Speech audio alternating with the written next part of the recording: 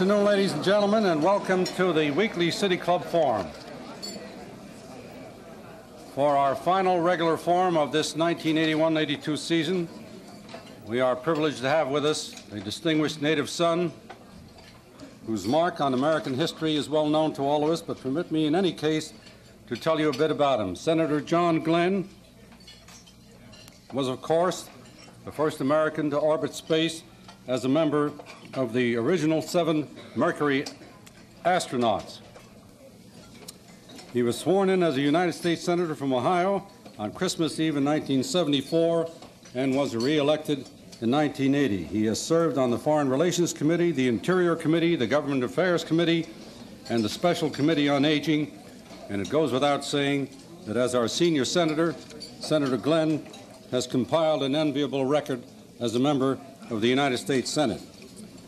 I also will state the obvious when I tell you that he has been prominently mentioned in recent months as a possible candidate for the Democratic nomination for president.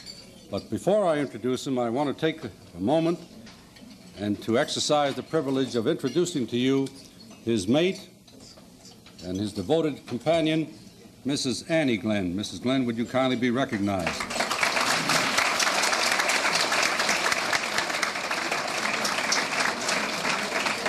And without further ceremony, ladies and gentlemen, I now present to you with pleasure and honor Senator John Glenn.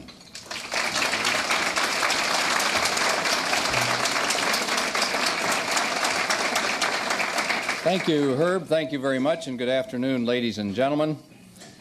It is a very special honor to be here today, not only because it's your last meeting of this particular season, but because it's the last time you will be meeting here in the Women's Federal Building. And if I remember correctly, your move into this building was just about 11 years ago, and your speaker that opened that particular term in this building was Governor John Gilligan. Now, I don't know who's going to have the honor of giving the first speech in your new location, but I'm sure that one of the people in the crowd today would volunteer under the same circumstances. Dick Celeste, would you?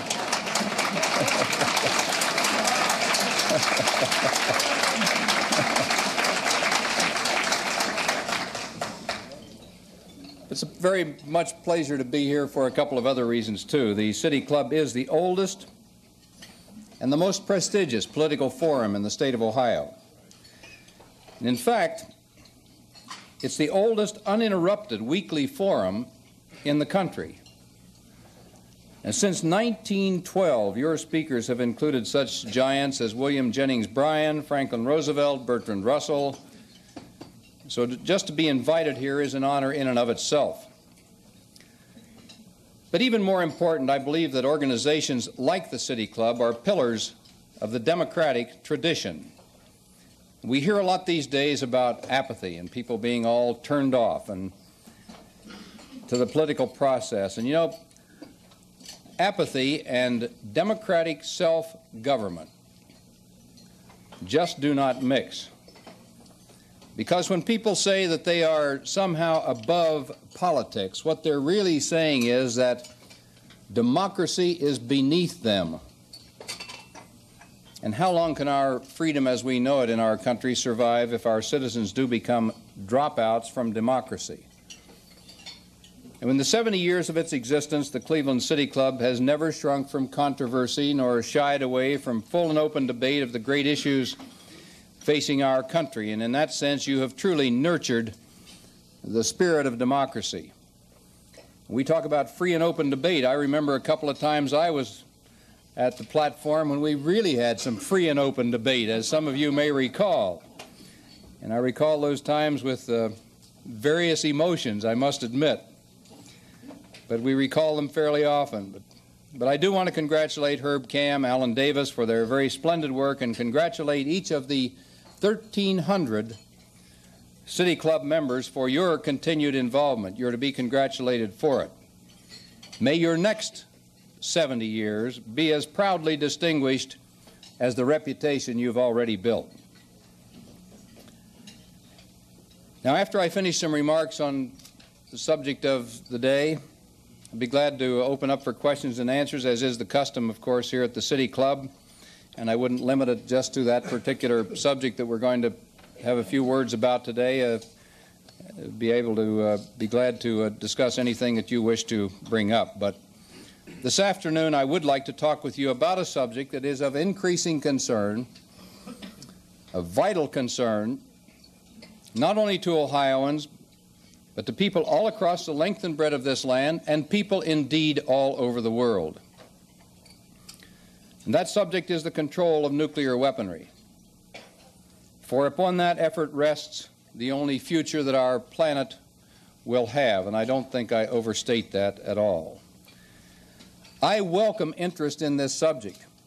I'm glad to see people interested in talking about the problems of nuclear weaponry. When I got to the Senate in 1974, nothing much was being done in this particular field. And in 1976, I started working very hard on the problem of nuclear non-proliferation. In those days, it was sort of a standard joke in my office and with the newsmen that were covering things around Capitol Hill that when I brought up things about nuclear non-proliferation, it was what we called a MeGo item. My eyes glaze over when you start talking about it, because people weren't that excited about it, and yet I thought it was vitally important, not only for our country, but for the whole history, for all of mankind. And I didn't just let my interest in this go in rhetoric and talk. In 1978, I was the principal author of the Nuclear Non-Proliferation Act of 1978, that is still the law that's on the books now, that tries to do more to prevent the spread of nuclear weaponry around the world than any other piece of legislation we have. Senator Percy worked with me on the other side of the aisle on that, but probably 2/3 or 3/4 of that bill was written in my office and by my people. And I'm very proud of that. And of the 3 battles we've had on the Senate floor with regard to whether we were going to enforce that bill or not, the first on the sale of fuel to India after they had set off their first nuclear explosion, using some American-supplied material for that, I led that fight on the Senate floor against further shipments. And I led the fight against the shipments to Pakistan when we know they're building nuclear weapons, and I lost that one. And I led the fight also on a much smaller level with regard to military officers from Brazil coming to this country when they will not live up to what we think are the levels they should live up to with regard to International Atomic Energy Agency inspections.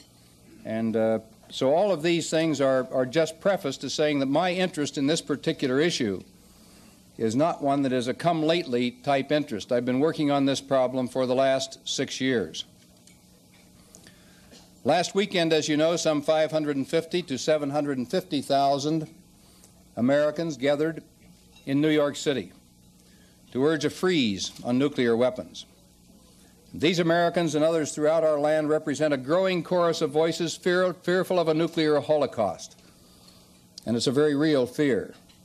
I remember seeing something published in the paper here about what would happen in Cleveland if a nuclear weapon of a certain size went off on the square. And I remember it cleared a crater out to about halfway, I believe, to University Circle. It obliterated everything out to University Circle. It did major damage to everything almost out to the freeway, and the same distance the other way over on the west side. I should have brought a copy of that or had it here today so we could look at it, because it indicates what can happen if we ever get into a nuclear war. So I share all of these concerns that were being expressed in New York and all across this country, and indeed in front of this very building just a few moments ago. But more than that, I believe each of us owes the nuclear freeze movement a debt of gratitude, because the widespread public interest in arms control it generated came at an especially critical time. Without the freeze movement, I sincerely doubt that we would now be beginning the START talks, strategic arms reduction talks, on the 29th of this month. And although I take exception to some of the specific proposals in some of the freezes that were inspired by this, because it does not provide a practical means to achieve an admirable objective, I do firmly embrace its desirable goal, and that's the reduction of nuclear weapons. Don't we wish we could go back?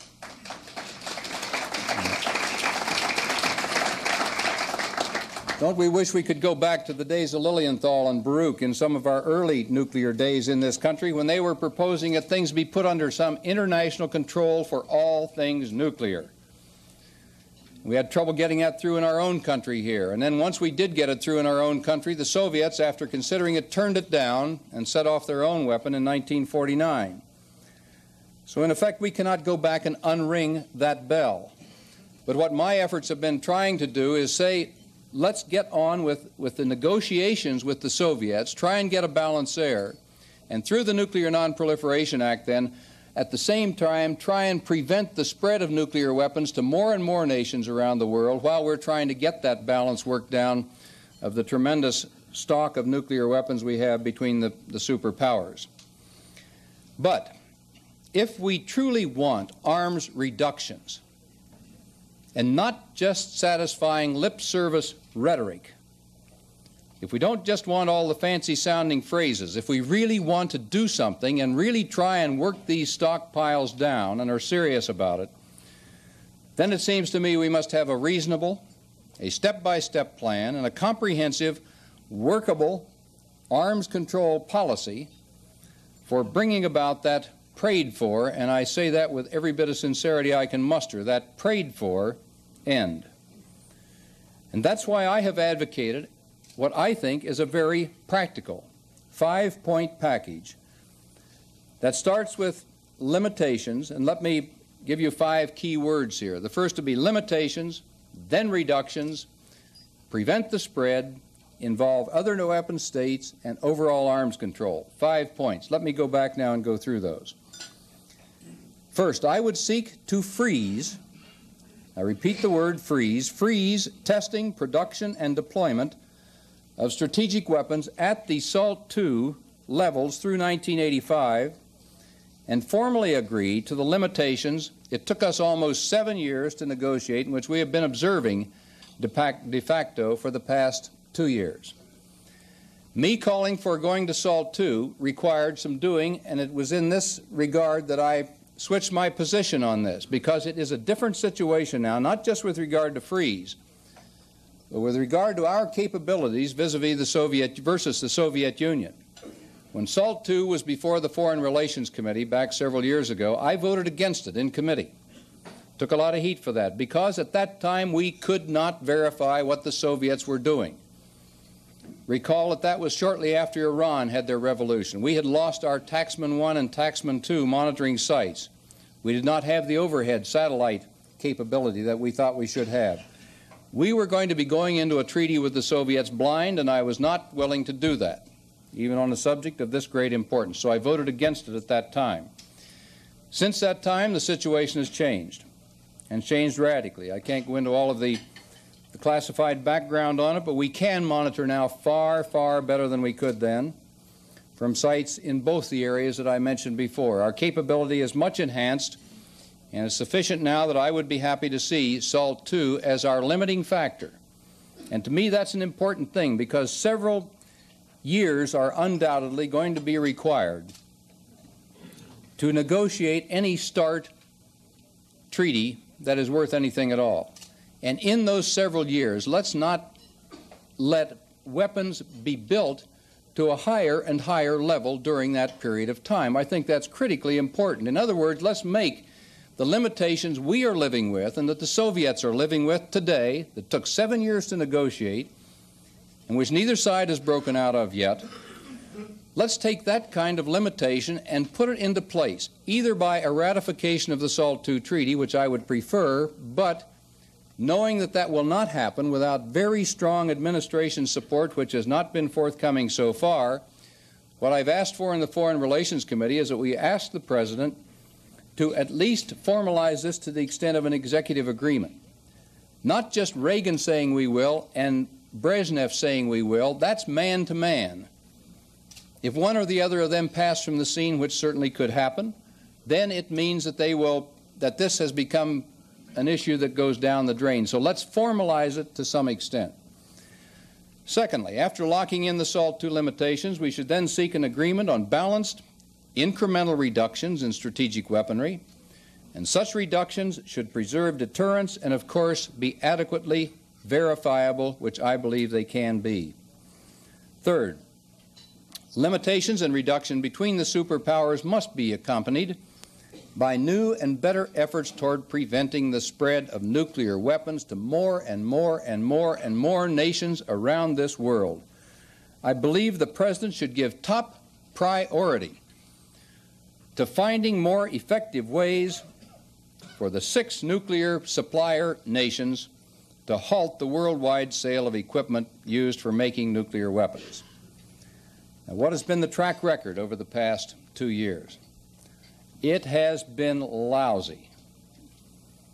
When the President was getting ready to go to Ottawa last year to the summit, most of the 6 nuclear supplier nations, and by supplier nations, what do I mean? I mean the nations that sell the highly technical advanced equipment, the enriching equipment for uranium enrichment, and the reprocessing equipment that takes fuel that has been used in a nuclear power plant and extracts plutonium from it. And those are the 2 means by which we get the core material for nuclear weapons. So as that very sophisticated, highly complex equipment is spread to more and more nations around the world, it then carries with it the bomb-making capability that we're trying to prevent the spread of. And that's what the Nuclear Non-Proliferation Act did. It tried to put serious limitations or serious hurdles in the way of the spread of those equipments from which nuclear weapons can come at some later time. Why do I say the record has been lousy? Last year, the Ottawa summit coming up, I put a resolution before the Senate asking the President to bring this up. It came after the Baghdad raid that Israel had made, showing and world concern about matters nuclear was focused at that time. Happened just a few weeks ahead of that. We passed that 88-0 on the Senate floor, asking the President to bring this up at Ottawa since the major nuclear supplier nations would be at Ottawa. Granted, it was an economic summit, but world attention was focused. We never had a better opportunity for American leadership to come to the fore in the nuclear non-proliferation field. When the communique came out of Ottawa, there were 37 items on it, I believe. In item number 32, there was an item in the communique encouraging the use of nuclear energy in power plants around the world, and on the end of about the 3rd sentence it says, and consider matters of non-proliferation. And that was all that was discussed and all that came out of Ottawa. This year again, well in advance of the meeting at Versailles this year, once again, I put basically the same resolution in. We passed that on the Senate floor overwhelmingly, not a single vote against it again, asking the President to bring this up at Versailles, since once again the nuclear supplier nations would be represented, major nuclear supplier nations would be represented. It was not brought up at Versailles. Fourth, the U.S. should attempt to bring other nations possessing nuclear weapons into the arms control negotiations at the earliest stage possible. Put yourself in the Kremlin. I wouldn't wish that on you, but put yourself in your mind's eye in the Kremlin. You're looking at the United States of America, and you're considering pulling down your stock of nuclear weapons to a very, very low level through the START negotiations. Are you going to sit there and watch the United States have the potential maybe of transferring our equipment, our weapons, to Britain and France, and let them build their weapon stockpiles while you bring your own down in Russia? Well, of course you would not do that, and neither will the Soviets. So if we're serious about this whole thing, then at the very earliest we must bring the other nuclear weapons states into this process so we all agree to this, or we're not going to make any progress in it as I see it.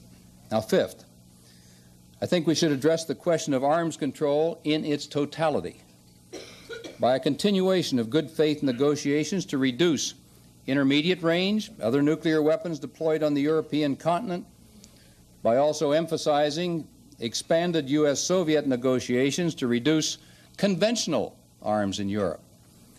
Much as I would like to, I don't think we have the luxury of taking matters nuclear and putting them off in some splendid isolation and saying, we'll consider these, but we won't even think about the conventional arms over here. That's a whole different matter. Well, it's not a different matter. They're all arms, and they're all used in the deterrent balance that we have used against the Soviets and that they have used against us. And even if we took all the weapons stockpiles today to zero, we still would be faced with several $100 billion expense to keep our conventional forces up to the levels we see the Soviets maintaining and building beyond right now. So overall arms control and a sensible policy of restraining conventional arms along with nuclear arms, it just seems to me is key to all of this. Now, President Reagan took a step in this direction a few weeks ago in his Eureka College speech when he unveiled a proposal that was designed to reduce the number of missiles possessed by both superpowers by about a third.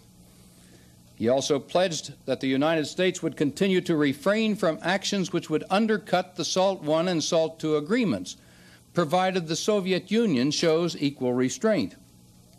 Now, I support the President's efforts, and I certainly wish him well, but I just say that words alone do not guarantee successful negotiations, nor do they make strategic arms treaties.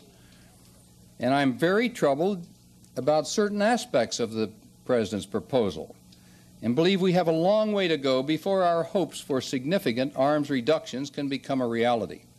First, by proposing such massive reductions right off the bat, I believe President Reagan runs the risk of repeating former President Carter's mistake in 1977 of asking for too much. And second, I have very serious doubts about the commitment to arms control of some within the administration now, for in the past they have questioned the value of the whole SALT process, derided it, just ridiculed the whole thing. They opposed fundamentally arms control agreements with the Soviet Union. Now, that is being changed. I hope they're sincere about it. But I know some of the people involved with that. We are in contact with them on a regular basis. And I must say that I cannot rule out their attempting to block or undermine the upcoming negotiations from within, because some of the people, I do not believe, have necessarily changed their minds completely because they now happen to have joined the administration. But indeed, signs already exist that the compromise position enunciated by the President at Eureka papered over but did not resolve some very deep differences by people at the policy-making level within the administration. Third, because pressures are already building on both sides to abandon their observance of specific SALT provisions, I remain unconvinced that a unilateral U.S. statement pledging not to undercut SALT will prove to do the job or prove sufficient. Now, I'm not quite sure what the administration either means when it says it is adhering to SALT. And let me bring some quotes before you here, because the President recently stated this, and these are the reasons I have some of the doubts about the commitment. The President recently stated, and I quote, "The parts that we're observing of SALT II have to do with the monitoring of each side's weaponry." Well, what about quantitative, or what about qualitative? It's the President's own words. The parts that we're observing of SALT II have to do with the monitoring of each side's weaponry. Ed Meese, top-level presidential advisor, went further and indicated that the administration does not, and I quote his words, not mine, feel bound by SALT II constraints. Secretary Haig testified before the Foreign Relations Committee, and it was under my questioning that he made the flat-out statement that, quote, SALT II is dead, and the U.S. will abide by only the, quote, good parts, whatever that means. I don't know what it means. More importantly, the President's pledge focuses entirely on understandings between our own executive and legislative branches. It won't do us any good to have understandings up and down Pennsylvania Avenue. We need them with the Soviets, not with us. Unfortunately, we're also faced with great uncertainty about future Soviet leaders' attitudes on arms control, and a leadership change does appear imminent in the Soviet Union. U.S.-Soviet relations and the SALT regime could become a pawn in any ensuing struggle for power, and so that's the reason I have hoped we would get onto some sort of formal arrangement with regard to at least establishing the limits, so we at least don't go above those limits that we have right now. Now, it's hard to argue that an informal arrangement can withstand these pressures better than a formal agreement of some kind that locks in the limitations and protects the negotiating framework that 3 presidents worked very hard to achieve.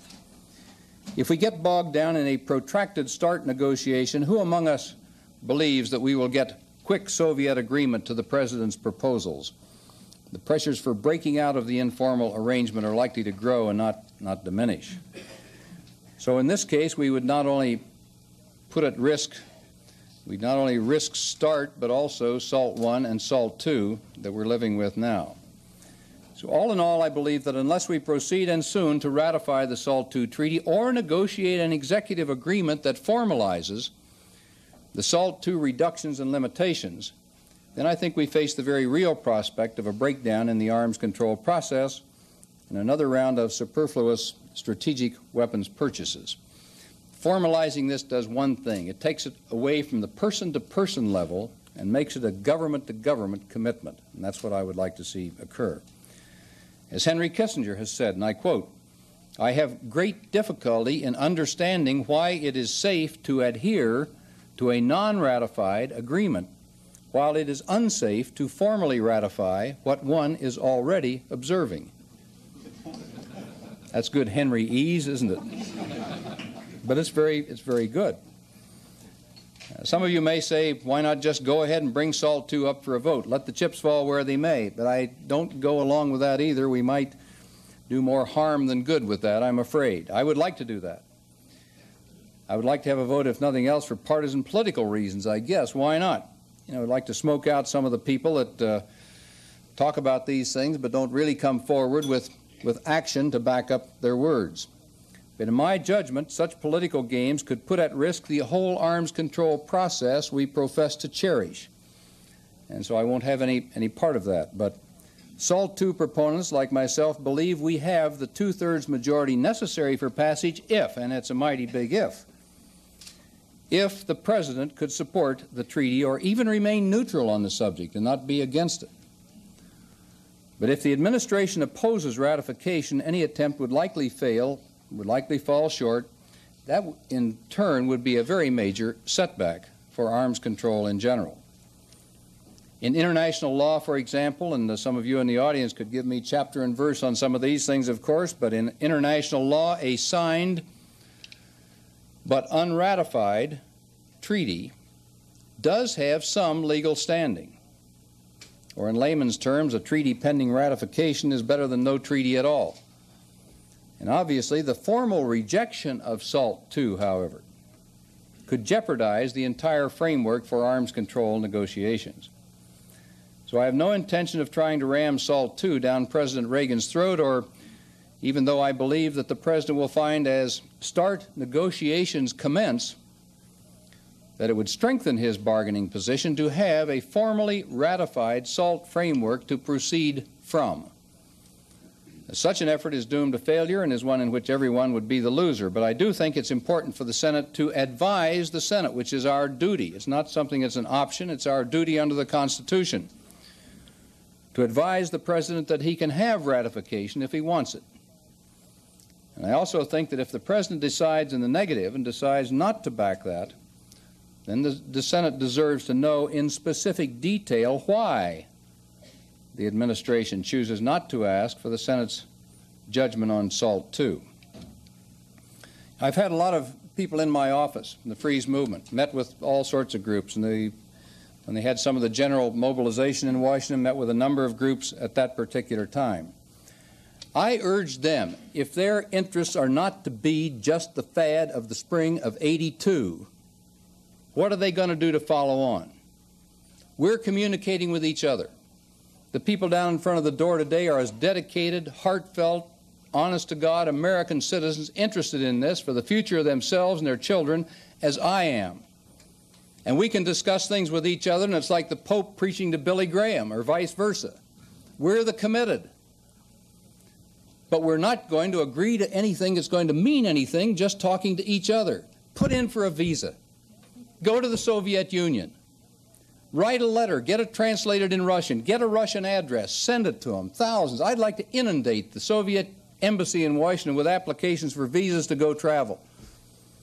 I told some of the students this in Washington, if we could assemble 1 million names of Soviet citizens all across the land in Soviet Russia, then get someone that knows Russian, translate your letter, so when it arrives on the doorstep over there, they can read it. They don't have to go get it translated someplace. Inundate them with the same kind of concern that we are showing to in our own country here, in which we agree with each other.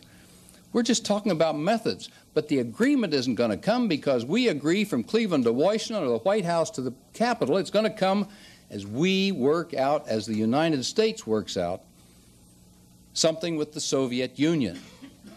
And so I'd implore any of you today who are here, who are interested in this thing, get a Russian address, write to them, have it translated in Russia, send it to them. If you have money, put in for a visa to the Soviet Union. Go travel, talk to people on Red Square, Vladivostok, Kiev, wherever. I hope this does not become the fad of the spring of '82, which I do not think it is. Because I think this is a very primal survival interest that people have in this thing, and I share that right along with everybody else. Let me conclude my remarks with just a couple of final thoughts. I have addressed just a few of the challenges confronting us in this particular field as we proceed with START negotiations. That they are very formidable goes without saying. Meeting them in a diverse and frequently hostile world will be far from easy, as don't I know. Over the past 6 years, I quite often have felt like that little Dutch kid with his finger in the dike. And sometimes you thought the best thing to do would be pull your finger out and run like crazy and forget the whole problem. But we can't do that with something as important as this whole nuclear situation. But we are not helpless before our task and need not be hopeless of our success. Because on the subject of nuclear war, there are common interests that bind friend and foe alike. In the final analysis, as a young American president reminded us almost 20 years ago, we all inhabit the same small planet. We all breathe the same air. We all cherish our children's future, and we are all mortal. So let us not despair. Peace need not be impractical, and nuclear war need not be inevitable. Though mankind's future may lie somehow beyond our best vision of the moment, it is not completely beyond our control. Our fate, and that of other nations, all other nations perhaps as well, is the work of our own hands, matched to reason and matched to principle. So to paraphrase President Kennedy, let us go forward in the work of peace, asking his blessing and his help, but knowing that here on earth, God's work must truly be our own. Thank you.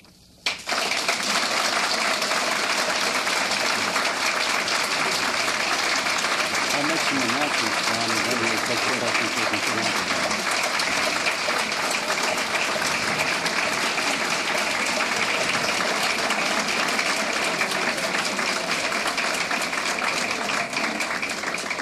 Thank you, Senator Glenn. Today at the City Club Forum, we are listening to an address by United States Senator John Glenn, Democrat of Ohio.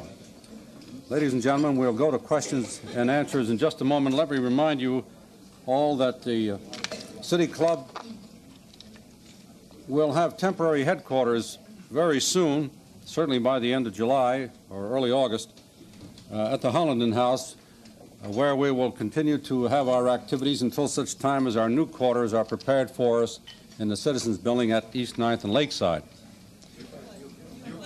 East 9th.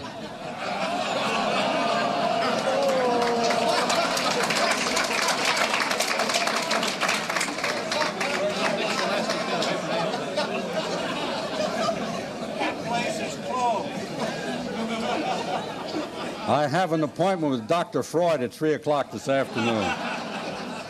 You'll forgive the Freudian slip in the meantime. Matter of fact, it wouldn't be a bad place to have a meeting these days.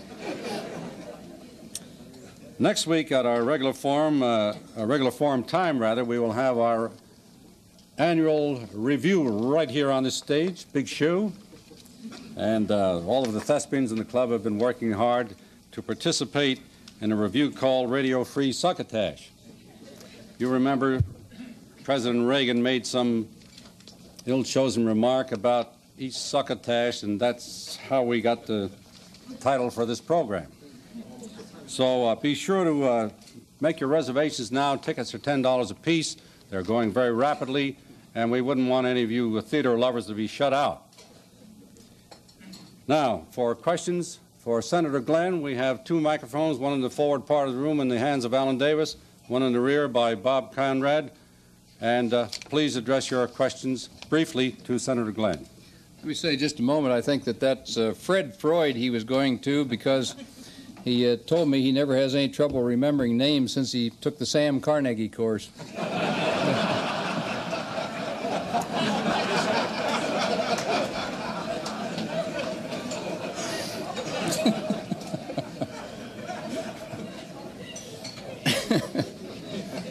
I like that one, too. That's a hard question to follow. Senator Glenn, some of us were in New York last Saturday, and thank you very much for your warm recognition of our presence there. Several weeks ago, I was able to have dinner with 20 Soviet citizens here in Cleveland. Good for you. I hope you brought this subject up, did you? Well, we certainly talked and talked and talked about it. And I can tell you that some of them had tears in their eyes when they talked about their 32 million who have died in war since their first Civil War. And they're vitally concerned about nuclear war with the United States. They're afraid of us as we're afraid of them. And I say that because as some of us work actively for nuclear disarmament, it seems that the greatest deterrent to getting people interested in doing their own research and in studying the issues is this universal fear that you can't trust the Russians. And yet in the testimony of the joint or the congressional record, the Defense Department has stated that some 15 nuclear treaties with the Soviets have been honored, to the best of their knowledge, by both sides, including your own non-proliferation treaty. Mm-hmm. Why is it that this still is perpetuated? And what is your thought about trusting the Russians with regard to treaties? Well, I don't think you just pull this issue out and say that it should be trusted where we can't trust in other areas. I think you have to look at the whole pattern of Soviet behavior and whether they are willing to act in concert with us in the best interest of what we see or in the best interest of the world, or whether they're likely to go their own direction. I think the reason that they probably have lived within the limits of those treaties is because they knew that we have monitored, and we do have the Standing Consultative Commission, the SCC, that we table items that come up that where we think they have violated or they think we have violated, and there have been some on both directions, I would add. They've had some violations they have filed on us, and a couple of them proved to be true, as a matter of fact. It wasn't intentional on our part, and we have filed quite a number against them. Some of which we thought they did intentionally, and some of which obviously were mistakes such as the ones we had made. Let me just give you one little example to digress to show what can come up. One of the agreements was that if you're modifying a missile hull, you will not camouflage it nor keep the overhead satellites from being able to view that position while you're doing the work. The Soviets put this on the table as a violation that the Americans were indeed camouflaging work on some of our missile hulls.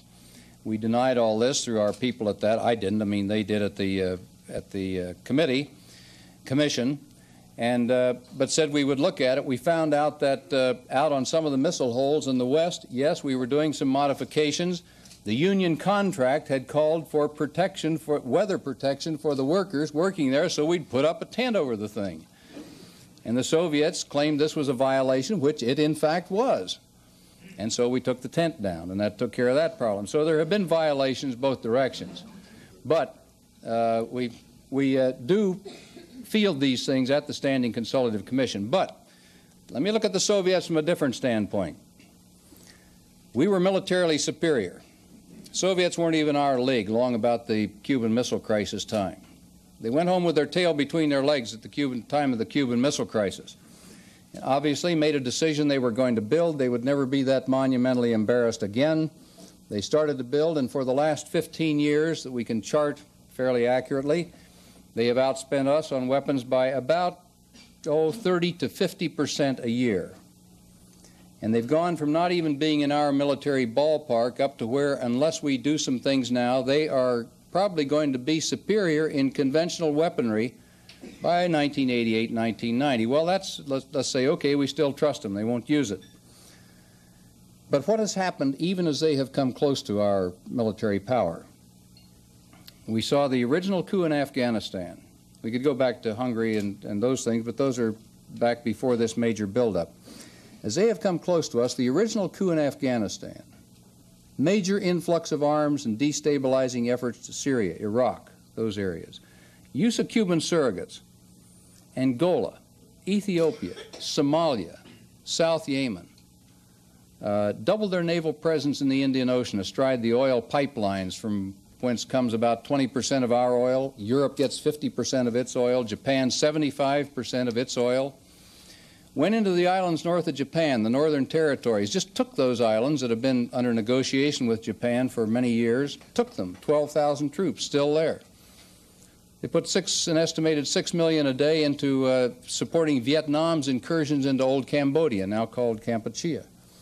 Finally moved back in with a full military takeover in Afghanistan, bald-faced military invasion and takeover of another country.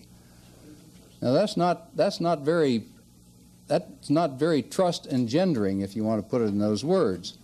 And so would we trust them in another area and say that in the ability to blow up the world, would we trust them in that area in particular because we fielded these things at the SCC? When they are showing they can't be trusted necessarily in the other areas. So I think I'm happy to make these agreements with the Soviets. I'm all for America living up with it, but I also want to have I want to know that they are living up to this, and we're very good with our satellites. We're very good with some of our monitoring means and getting better all the time. And I wish we had some pictures here today that were releasable to you to show some of the things we can do with some of our satellite observations. We're good with this. That's all I can say. We're good at this. You know, I can't go beyond that, but we are. We can do wondrous things. And we can monitor these things now. And that's the reason why I say under SALT II now, we can go ahead with this, and I don't think we need to go on trust. Because if we make the proper kind of agreement, we don't need to go just on trust. We can verify what they're doing, and let's do it. And then if we need to raise some of these things at the SCC to clear out any misconceptions either direction, why, we do it. But that's the way I would rather go, to just say that because in certain areas we haven't had serious violations, that we would automatically trust them in this thing that if we calculate wrong, then we may have placed ourselves at such a disadvantage that there will be no recovery from it. And I wouldn't want to put ourselves in that particular position. That's a long answer to your very short question. Thank you. Senator Glenn. Yes. Within the last 10 days, not more than 10 days, during the wee small hours of the morning, I heard radio broadcast, possibly from Chicago, news item, that the People's Republic of China had offered Russia and the United States that they would destroy all of their nuclear weapons if Russia and the United States would reduce theirs by half. I have seen nothing in print nor heard anything more about that. Do you know anything? No, I don't. It's the first time I've heard that, and I read the daily, I get the intelligence reports daily, read them religiously every day, the National Intelligence Digest that comes out every day, as well as the Defense Intelligence estimates that come out every day, and I haven't seen anything on that. I follow the Chinese situation very closely because I'm on the Far East, I'm on the Foreign Relations Committee, and when we had control of the Senate before on the Democratic side, I was chairman of the Far East Subcommittee. And so I've made a number of trips back and forth to China. I've dealt with Chinese leaders. We were there last summer for another visit with their foreign ministry people. I'd met previously with Deng Xiaoping. My interest in that area goes back. In fact, I lived in China 6 months at the end of World War II in a Marine fighter squadron based just out of Peking, and I've been interested in that area ever since that time. But we've made, I guess, 4 trips back and forth, 3 trips in the last several years. on Foreign Relations Committee business, and I am pretty well tuned into the Washington representatives there who give us a call anytime there is any change of policy in the People's Republic of China, and I feel certain I would have known about that, but I just made a note of it here, and I'll sure look into it when I get back. I have not seen anything on that. It would be an interesting thing because the Chinese program is a very major program, and most people don't appreciate that the Chinese capability is a very real one. They have full-scale ICBMs. They have sub-launched ballistic missiles now. They have an active testing program underway. They've had their nuclear program, of course, for many, many years. And they're not just a bunch of peasants in funny gray suits over there wandering around. They have some very fine scientists, and they're willing to take the resources to put behind those scientists, which they have. And if they made an offer like that, it'd be one that it'd be interesting to see. But I haven't heard anything about it. Thank you. Senator Glenn, my question is unrelated to your present talk. My question relates to Simpson-Missouri bill, which is with regard to immigration, which is pending both in the House and the Senate. A number of provisions of that bill are objected by the Asian communities, which affect their family structure, especially the abolition of the fifth preference and their inability to call the adult children, etc., etc. I am sure you are aware of these objections of that bill. My question is, what do you see as the passage of the bill in its present form, and where do you stand in terms of those objections? The bill on immigration is still in committee now, and I don't know when it's due out. Where's Bill White? Bill, have you heard anything on the immigration bill? Is he here? I guess Bill is not here. Okay, Bill was off in another meeting for a while, and I thought he was going to be here by now. I'll have to look into it because the bill is not out of committee yet, and I don't know when it is going to be out. We have some 13,000 bills put in each year in the Congress, and obviously I can't follow every one of them perfectly as to exactly where they are, although we can get it off our little computer punch out there very easily. And usually once committee hearings are done, my usual pattern is, unless it's something I'm trying to put through myself, I wait until committee hearings are done so you have all the pros and cons are in the hearing report. Then you brief on it with your staff, decide what we're going to do, what amendments we think are right or wrong, and go at it from there. I have not gone into that particular immigration bill enough yet, personally, that I would really want to take a stand on. I'm sorry to have to duck your question, but I'd rather be right than just give you some flip answer. Thank you. Yeah. Senator, one of the earliest anti-military warnings many of us heard was embodied in Eisenhower's remarks about the military-industrial complex. Would you care to speak to this as it affects all of us today? Eisenhower's warning, which I'm sure most of you are aware, was that the military complex in selling itself sort of feeds on itself, was the idea, and that it's a sales program, and the Pentagon tends to buy these things that are sold to them, and or in which they're have presentations made to them, and that it sort of is a self-perpetuating thing with people coming out of the military, going in, selling back to people in the military, and so on. I think something we do have to be very concerned about. I think there probably have been a lot of improvements made in that area through the years. We still see some of it going on today, but I don't think there's any one answer. I think you have to look at each major proposal that comes up and see if it is meritorious, and see if we really do need that particular weapon system. Let me digress and throw a little broader loop around your question here. One of the things that has concerned me since I have been in the Senate over the past 8 years, and I've tried to do some work on, is that quite often we buy what happens to be an attractive weapon system because it looks so great, but, and a big if here, to me we get the cart before the horse too often. I think we should have a well-thought-out foreign policy first. First, not having foreign policy follow the other, follow the purchases. If we define what American interests are in the world and define them very, very carefully, then it seems to me it becomes more apparent what weapon systems we really, truly do need. I want to see everything we buy in the military. I want to see it be operable, ready, sustainable in combat. In other words, we can't have anything that just doesn't work in combat. But number two, I want to see us make those purchases pursuant to a well-thought-out foreign policy. Now, let me just expound on that just a moment. There are three major economic centers in the world outside the United States. We have Western Europe, we have the Mideast. Because of the oil situation, we've seen the most mammoth transfer of funds into that area that have ever occurred in a short period in the history of the world in any direction for any reason. And so that has become an economic center of the world. And number three then is Japan. Now those are three very major free world economic interests that we have. Now, what is our commitment in each of these areas, and what equipment do we need to back up a commitment in each of those areas? And let me further break this down. If our policy decision is that we will defend the Persian Gulf, period, the President said we will defend in Saudi Arabia from internal disturbances as well as external aggression.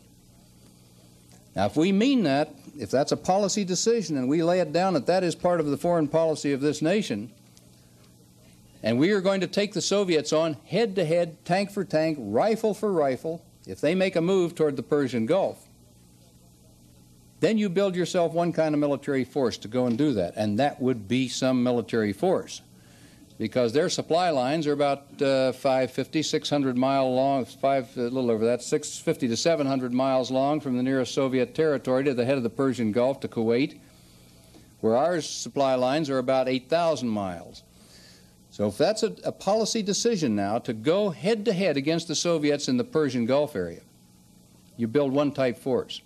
But there would be another option I would submit, and that is that we tell the Soviets right now, if you're dumb enough to go into the Persian Gulf and try anything, I want you to know we're going to harass you, we're going to attrit, we're going to attack from the air, we're going to naval forces over there to oppose you somewhat, but our option is to fight on turf more favorable to us. We'll close the North Sea, we'll close Vladivostok, we'll cut you off, communications, trade, every way we know how to cut you off in other parts of the world and by other means. Now, the type forces you would build to do the first or to do the second of those options are quite different military forces and structures and transportation requirements and type of equipment to fight when you get there. So that's just one example that you have to go through, and you'd have to go through the same thing in around each one of these economic centers to see what the options are, and then build your military force very carefully, build that military force then to do the job that has to be done. Too often we just say, yeah, let's see, Time magazine had a thing that showed, let's see, the Soviets have 572 bombers. Well, we only have 322. Obviously, yeah, we ought to have some more bombers, a couple hundred more bombers there, because the Soviets have 200 more than we do. But I think of things from a combat. I spent too much time in combat. You go to the combat end of things. What's going to win a war out there? Bombers don't fight bombers. So who cares what they've got? What I'm interested in, if the Soviet bombers come over, I'm interested in fighters and anti-aircraft missiles. A match of our defense against their offense, and a match of our offense against their defense. And that's the way you build a military force that really gives the Soviets pause and makes them stop and really know there is a deterrence in this country, and that we are approaching this thing on a very studied basis. But to start all that, you have to come back once again to those policy decisions to know what kind of a force you're going to build. That's a very long answer to your short and good question, isn't it? But Dr. Glenn, Mark Hartfield, the Republican senator from Oregon, he was the first who visited Hiroshima after the atom bomb was thrown. Now he's sponsoring with Senator Kennedy a resolution jointly to call to prevent testing, production, and deployment of nuclear arms. I ask you, what kind of role you intend to play in this movement? Well, that was the subject of my whole speech. I don't think I need to repeat it, really. My whole speech dealt with the nuclear freeze, with the Kennedy-Hatfield, and my proposal, which I think is a step-by-step procedure that really does something and doesn't just use a lot of rhetoric. I think my proposal I put forward with the 5 points, which I won't repeat now again, goes far beyond Kennedy-Hatfield and is a far more practical approach to it. Yeah.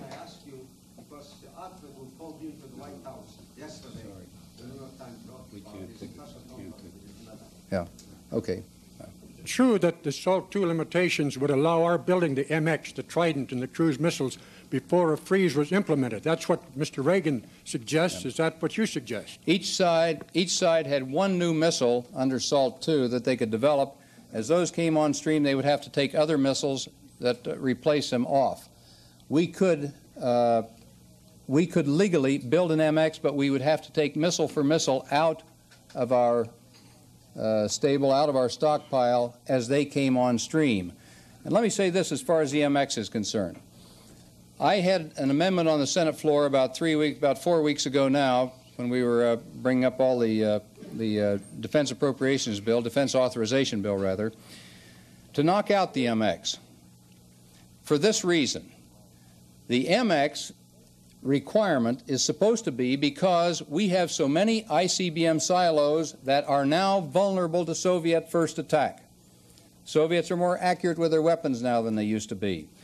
And the Nitze theory, Paul Nitze is the one that sort of came up with this idea first, is that that the Soviets could theoretically come over, knock out our ICBMs all at one time, and we would be left sort of naked. We would say, we dare not reply because they have so many more, they would obliterate this country. I do not believe that is true, number one, but because of this, we have only about 24% of our missiles are in silos, 53% of them are at sea on SLBMs, undetectable, still able to hit the Soviet Union in reply. But let's assume for a minute that the Nitze theory is right, and we're going to correct this imbalance and say the Soviets can't knock out our missile system. How are we doing it? We've gone off, I think, half-cocked in absolutely the wrong direction. To correct this geographic point vulnerability, what did we do? We built a great big missile, bigger than anything we built before, put it in the same hole, now we're saying we're safer. Now that just doesn't make any sense at all. And what I proposed was, if we really are concerned, well, let me be fair about this. The holes they're in right now, the old Titan holes that they're now going into, is a temporary basing mode. What they really are talking about, you have to... Got about 30 seconds. Oh, you want to wrap up here? No, go ahead. No, are you? Wrap up fast here.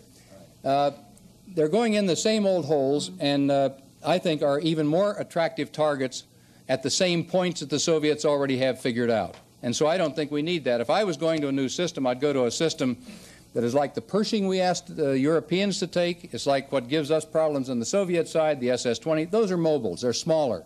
Much smaller. They can go on barges, airplanes, you can do a lot of things with them. That would give us a deterrence, it's cheaper, and make the Soviets think even what you want to do is confound the Soviet planners so that they think you can hit them in return, and we're not going to do that with the MX. That's the reason I tried to knock it out. Thank you.